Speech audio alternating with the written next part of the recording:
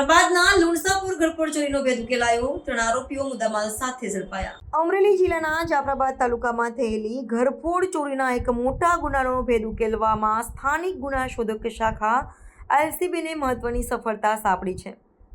તાલુકાના લુણસાપુર ગામે આવેલી એક ખાનગી કંપનીની રહેણાંક વસાહતમાં શ્રેણીબદ્ધ ચોરીઓને અંજામ આપનાર 3 આરોપીઓને પોલીસે મુદ્દામાલ સાથે ઝડપી પાડ્યા છે। પોલીસ દ્વારા પ્રાપ્ત થયેલી માહિતી અનુસાર લુણસાપુર ગામ સ્થિત સિન્ટેક્સ કંપનીની કોલોનીમાં આવેલા બંધ મકાનોને નિશાન બનાવીને ચોરીની ઘટનાઓ આચરવામાં આવી રહી છે। આ અંગેની ફરિયાદ મળતા અમરેલી એલસીબીની ટીમે ગુપ્ત બાતમીદારો અને તકનીકી સર્વેલન્સના આધારે તપાસનો દોર શરૂ કર્યો હતો। સઘન તપાસના અંતે પોલીસે આ ચોરીઓમાં સંડોવાયેલા 3 મુખ્ય આરોપીઓને સફળતાપૂર્વક પકડી પાડ્યા હતા। આરોપીઓની ધરપકડ સમયે તેમની પાસેથી રોકડ રકમ સહિત કુલ ₹2,18,100નો મુદ્દામાલ જપ્ત કરવામાં આવ્યો છે।